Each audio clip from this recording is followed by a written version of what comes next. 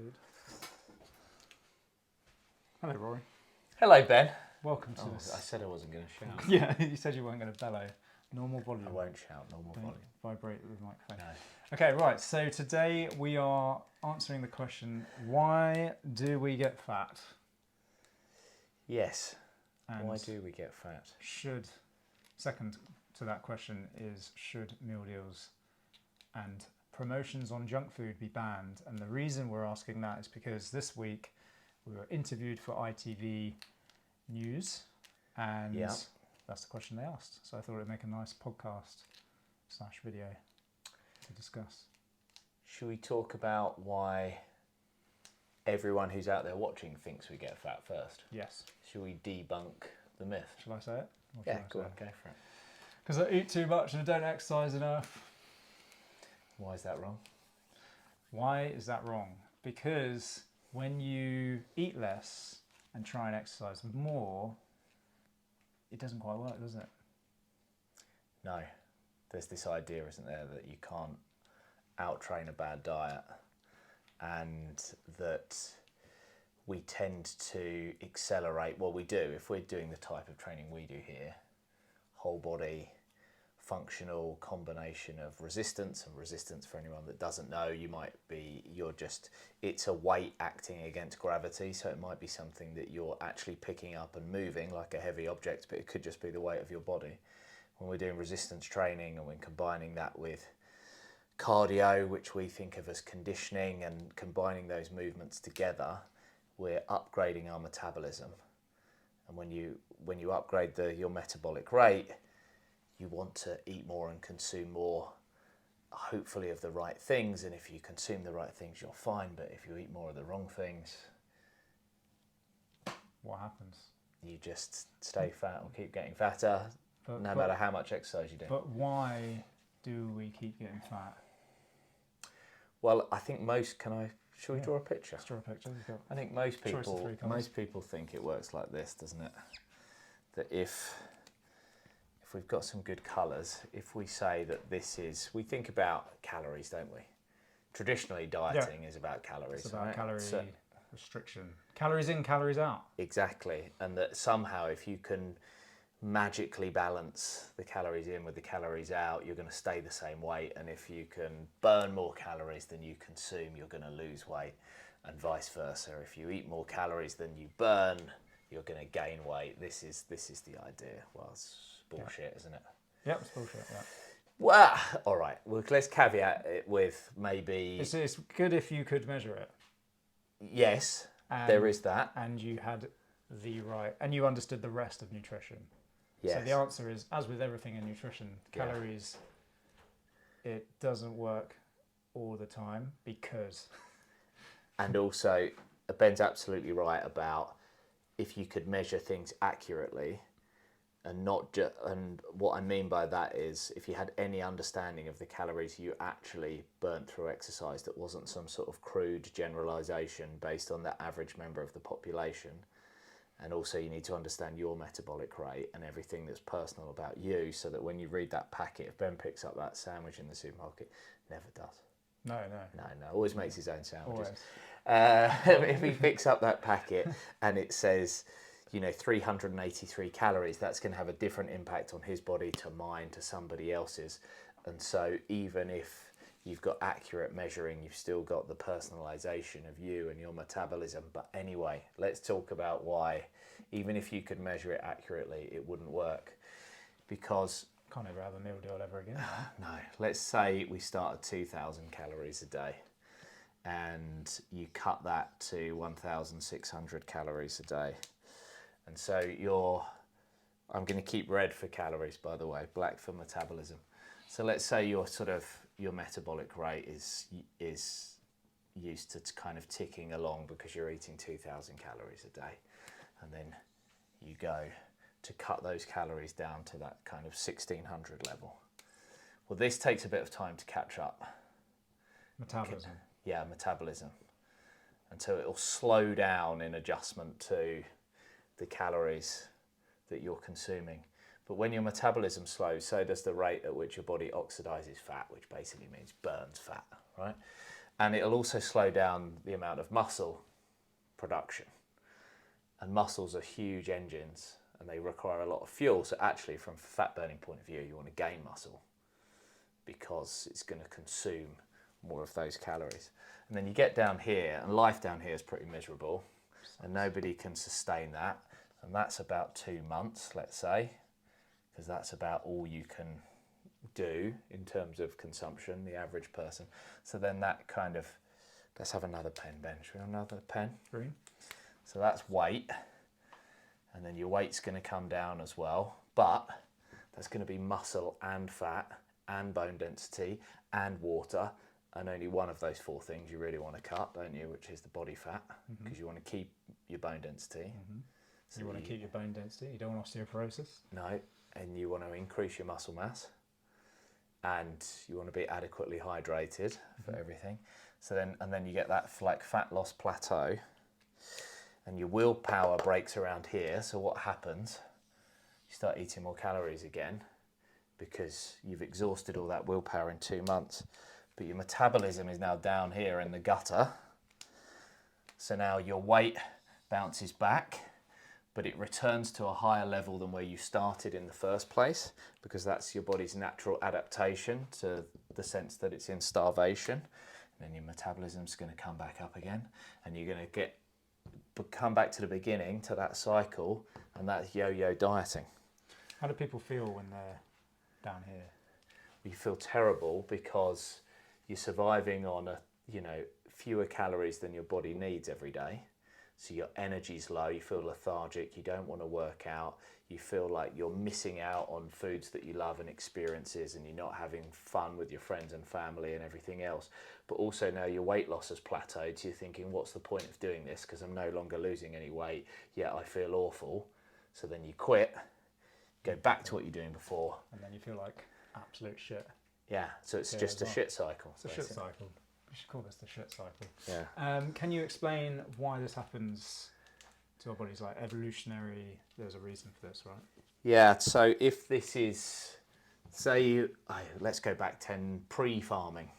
So 12,000 years ago, 12,000 years ago, Ben's a hunter-gatherer because he's a man, because he's athletic and strong and mobile and fit. He'd be hunting rather than gathering, because that's how it worked. I like gathering though. I like gathering mushrooms. You do like gathering mushrooms, this is true. So let's say it's summertime, so there's not so many mushrooms around, so you're out like hunting on the grasslands, and you're catching enough, whatever you're hunting, deer. He's catching enough deer, he's spearing enough deer, he can consume 2,000 calories a day of deer, and his metabolism quite likes it. And then it goes to winter and the snow's deep and he's not a good a hunter, and then his food consumption drops down here.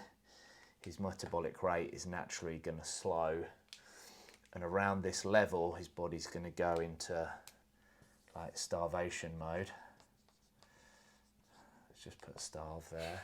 He's going to start to starve, and his body's going to conserve resources, so it's going to do everything it can to hold on to all the fat in his body, because he needs to get through the winter, and that fat is fuel and it's going to keep him warm. And muscle's expensive. And muscle's expensive to maintain. So what he's going to end up is at the end of winter with a little fat belly and skinny arms, and nobody wants that. Nobody wants that. Can't go to the beach with all the other cavemen No. and look like that. In your little pair of bearskin pants at the beach. You can't have that. So that's what happens. Okay, good. And why is it so easy for this to go back up? I know we explained that muscle's expensive and our metabolism's low. Is there any other reasons? Because suddenly now your body's resources have gone back up again. So in your sort of caveman example here, like it's got to summer again, and there's loads of prey and there's loads of mushrooms around and lots of fruit on the trees, and you can eat all of that stuff. So your body's like, this is a bonanza. Like, let's lay down fat for the next time that I am in this starvation mode, and I'm going to be better able to cope. And because, as you said, muscle's expensive, it's much easier for you to gain fat than muscle. So on this return weight journey, most of that that's going back on is fat rather than muscle. It's a bloody nightmare. And what's happening down here is you get a hormonal change which prioritises the storing of fat over the generation of muscle. So when Ben gets down here, as a man, his testosterone will be quite low, which means he won't build as much muscle when he starts to eat more calories. And with low testosterone, I'm not going to go out hunting for a mate. No, you're going to stay in the back of the cave. Back of the cave. Miserable. And you're going to be less attractive to female mates because Not gonna they're smell as nice. exactly. Yeah, no pheromones being produced. No manly. So he's not going to be. He's not Being going to go hunted. to. He's not even going to go to the caveman beach in the first place. No, He'll he's be not. miserable. It's going to be playing computer games. Yeah. Caveman games. Right then. So what is the solution? I say I'm overweight. I'm not a caveman anymore. I'm a modern day man. Yeah. I'm overweight. 2,000 calories is what I need. Probably isn't. Probably more than that. But Yeah. what do I actually need to do to Well, what avoid we- this starvation? What we haven't really talked about, and this is maybe leads on to meal deals, is Yeah. that not all calories are created equal. So if that is 2,000 calories of Mars bars, your 1,600 calories of mushrooms and of broccoli and of grass-fed steak and of oily fish and of eggs and of Nuts beans seeds and nuts and seeds good is stuff. superior to your 2,000 calories of processed foods and refined carbohydrates. So in the modern world, So what? So hang on. So I can't just eat 16,000 calories of Mars bars. no, Well, I could, but I would still starve. yeah, But what about like just a little bit more, like 1,800 calories of Mars bars. of Mars bars? We need a board. We need to wipe the board, don't we? Need a bigger board. There we go. Should we wipe the board and we'll do our next diagram? Okay. Cool. So if what you're going to eat 1,800 calories of Mars Yeah, because bars. I understand I don't want to go into starvation Yeah. mode, so I still want to lose weight. So I'd like to just eat 18,000 calories of Mars bars. Other other poor shite quality chocolate bars are available. So if you're doing 1,800 calories of Mars bars, what essentially, in order for Ben to gain weight, he needs to trigger his insulin response, which means he needs to dump loads of sugar into his blood, and that sugar then spikes in his bloodstream, and then your body produces a hormone called insulin to come in here to help you kind of say come back down. But when you dump a load of sugar into the blood, you'll overproduce the amount of insulin you need as response. It's like a dose response. It's like the more sugar you put in, the more of a response you get. So then it drives sugar so low, you get beneath where you started and you get a bit of a crash, and so you eat more Mars bars, and so you come back up here and you come back down. But every time at these sort of spikes like this, there's not just insulin, but there's like insulin, like growth factor, there's growth hormone, there's all these, that's not even a word or anything at all, is it? But I should have gone with GH for short. Sorry, everybody, for that. You're producing all of these things, which is going to make him, yes, there is a kind of benefit to muscle production, but at these quantities of sugar, he's going to lay that down as body fat. Whereas if he eats his 1,600 calories of, what do you love? You love nuts, you love fruit, Mushrooms. you love eggs, I love eggs. you love mushrooms, right? Delicious. If he eats 1,600 calories of that, because that's got fat in it and protein, and that's got fat in it and protein, and that's protein and some fibre, and that's sugar and some fibre, the fibre and the fat and the protein, they stop this massive release of sugar. So actually he ends up doing something like this in terms of his blood sugar levels. So he doesn't get these huge insulin spikes. So he doesn't have as much insulin like growth factor, he doesn't have as much growth hormone. He can better utilize this food for energy and repair and growth instead of just dumping it down as body fat in his body. So that's why, there's a calories angle. So if I eat 1,800 calories of Mars bars, will I lose fat if my daily No. requirement is 2,000? No, you'll lose muscle and get fatter. Right. Okay. And if I eat 1,600 calories of really good stuff, will I go into starvation mode still? It depends on you and your metabolism and the amount of exercise you're doing and how well you're sleeping and whether you're fasting. Okay. But that for you personally, you weigh like 82, 83 kilos and you're active and you're a young man with a high metabolism and you're healthy, you would go into starvation mode at 1600 calories, even the good stuff. Okay. You probably need to eat twice that. You're probably 3200 calories. Okay. And if I had my daily requirement of 2000 Yeah, and I ate 2500 of the good stuff, yeah. what happens then? If you ate 2,500 of the good stuff, you're likely to temporarily drop a little bit of body fat. Still, even though I'm over consuming my calories. Wait, that's 2,500 is not overconsumption for you. No, but if Say it were. Say I'm over by 500. If you were over by 500, you are unlikely to gain Much. any weight. And if your training program is on point, you're going to gain more muscle than fat of the weight that you gain. Cool. So I don't really need to worry about calories. No. Basically. And also, from my understanding, it's quite hard to over consume on calories when you're eating the good stuff. Yeah. If you're using that other kind of thing, which is don't eat to 80%, don't eat to 100% fullness. And with Or these like 80 to things, 80%. you know, this is, you'll have heard the expression empty calories, but with your Mars bars, say, because of that sugar crash, you feel really hungry down here. Whereas Ben's not having that crash, he's consuming a lot of fibre, a lot of protein, a lot of fat. So his hunger hormone, like ghrelin, is more, it's not triggered because his body's more satiated. So he doesn't get these like extreme, regular periods of hunger like this person who's on the blood sugar roller coaster. What's ghrelin? Ghrelin is a hormone in your body which basically drives all of the processes that make you want to find food, consume food. This is the hormone that makes me hungry. Yeah, Bastard. yeah. But yours is nicely in control. Like your ghrelin will be well regulated. There's also something called like ghrelin set point. So as Ben's fasts and he can go long periods of time without eating food. So his like ghrelin set point will be quite high up here. But if you're this person on the roller coaster, you like a grazer, you eat every hour, 90 minutes, and that might not be like solid food, but you might always feel like, oh, I need a milky coffee or I need a cup of tea with a sugar in it. That's still food that you're eating, but in those drinks, but you feel like I need to keep putting stuff in my body to keep my energy up.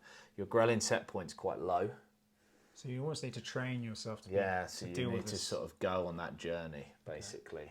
And it takes time, doesn't And it? that's not by eating less calories, just by fasting, by taking periods of time of fasting. You're still eating You potentially. you probably have to eat more calories, Right. but you need to move to 2 or 3 large meals a day with periods in between where you don't snack, a decent overnight fast, that type of thing, rather than little and often. And these people who have like a low hunger threshold, if you Yeah. like, do they have really rumbly tummies? Because I know a few people who have Yeah, incredibly rumbly tummies, yes. and that's just basically because of that, because they're just constantly snacking. Yeah, so the kind of ghrelin, it's linked to, essentially there are sensors in your stomach. So when your stomach becomes empty, it starts a cascade of processes, and one of those things will be to produce more stomach acid, and there's ghrelin and other things happening, and then that's going to create that rumble in the Rumble stomach. in the jungle. Yeah. So the Welsh government are banning promotions on junk food. Yes. Do you think it's a good thing? It's so hard. It's hard. Let's break it down and go societally versus nutritionally. Because on the one hand, if I take my nutritionist hat off, I think, does it mean that, is it going to push more people into food poverty? But that's a separate argument. If we think about it just from health and nutrition point of view, it's a great thing that the Welsh Government is doing this. Because you're essentially taking away food producers' ability to push low quality, low cost food on people, and dress it up like it's a great financial bargain, even though for their health it's terrible, and also for their finances, for their budget, for their wallet, it's not particularly good because yes, it looks like a great price, this meal deal, package it together, but it's cheaper than buying the items separately. It's all there in one place in the supermarket or the store. You don't need to walk around. It all looks convenient, great, cheap, brilliant. But actually, if you costed out those ingredients and what it would cost you to buy them and produce those things at home, you're massively overpaying still. So even like the whole food poverty argument doesn't stand up. No. It's a false economy. It's a false economy, yeah. And the reality is, when you do go into get that meal deal, do you stop there? Yeah, you don't. Or do you go and get other things with it anyway? Yeah, you're hungry later, aren't you? And then exactly. And so when you hit that crash, if you then go out and buy another £3 or £4 coffee, or another packet of crisps, or a chocolate bar, or something else, you're just spending money all day long on these snacks, convenience foods. Yeah. Cool. Great. Anything else you think we should mention around calories? And hopefully that answers why we don't encourage members to count calories. We've never asked anyone to count calories. You don't need to. No. You know, you can still have I think incredible results. one idea that we might have touched upon on a previous pod actually is the idea that undernourished after the Second World War in the 1950s, 1960s. So like, I'm a little bit older than Ben, but we're both in our 30s. So if you think about our parents' generation, our parents were born in the 50s, born in the 60s. Undernourished then looked skinny, emaciated. In the UK today, undernourished looks fat and overweight. Yeah. And there's been like, over that 70-year period, there's been a massive change. And that's because cheap, or poor quality food that gets laid down as body fat is quite readily available in things like meal deals and Mars bars. That's a really good point. But you don't have enough fibre, you don't have enough protein, you don't have enough healthy fat. You're functionally deficient in vitamins, minerals. So you're undernourished and overweight. One of the things you mentioned the other day, which not really to do with calories, but it was around gut health. And when you're feeling, naturally, when you're feeling low, your gut bacteria is not good. You're gonna want to stay inside. Can you explain that again? 'Cause I think that's really relevant. Yeah, it's called the disease theory of depression. So there's various theories of what causes depression, but one of the theories is that depression is linked to physical disease, and I don't just mean something that could be diagnosed, but as Ben said, it could be that your gut bacteria is out of sync and you've got gut issues and other than immune issues, because our gut dictates the health of our immune system. It also dictates our mood, like 70-80% of your serotonin is made in your gut, for example. So gut health is so much more than just, are you constipated, do you have diarrhea, do you have flatulence, do you have gas? It's also mood and immunity and everything else. Anyway, back to the point. The point is the disease theory of depression says that when we are in a period of dis-ease or ill health, that depression is a protective mechanism that our bodies have developed so we stay out of harm's way. So in that caveman example, you're going to stay in the back of the cave, because if you are out in the world and you are not at your best, you're not optimal, there's more likely that you can get killed by another human being, by a prey animal, get injured hunting or gathering or something like that, because not everything's functioning as it should. Yeah. And there's also the idea that if you stay in the back of the cave and you don't go out into the world, whatever disease you've got, you're not going to infect the rest of the community. So it's also like a species protection type thing. It also then plays into the whole thing around connection, doesn't it? How we know connection is really important for longevity, and some of the people who live the longest in the world are not necessarily the fittest, healthiest people, but they've got the connection. And I suppose if your nutrition is crap and it affects your gut bacteria and you want to stay in the cave, you're not going to connect with people. Yeah. And we also know that people who do live the longest in the world, places like Sardinia and Japan, and Iceland, Yeah. they've got incredible diets. Yes. They've got incredible gut bacteria. And you think Most about the meal deals and the Mars bars. Yeah, they just don't have that. There's sort of nothing shit. sociable about a meal deal. No. You don't invite somebody around to your house and No. say, Should we sit down for a I've meal? bought in some meal deals. Or No. let's sit down and share a Mars bar together. Yeah. You don't. You cook whole food, don't you? And you take your time and you sit down and you communicate with people. Yeah. 100%. Great. Awesome. Thanks, Rory. That's brilliant. Cheers. So we've been working really hard to bring you a complete Nourish guide, which is going to be available really soon. So it's all the stuff that I've learned about nutrition. Rory's learned about nutrition. He's put all like this simplified spin on all this complicated stuff for you. We've also got awesome recipes from Martin at the Taco Box. Yeah. So we've got some of his secret recipes. So if you want to cook Taco Box at home, you can do. And that should be available for you soon. So if you would like to get a copy of that, just ask and we'll send it over. But if you do cook Taco Box at home, invite some friends. Yeah, invite some friends.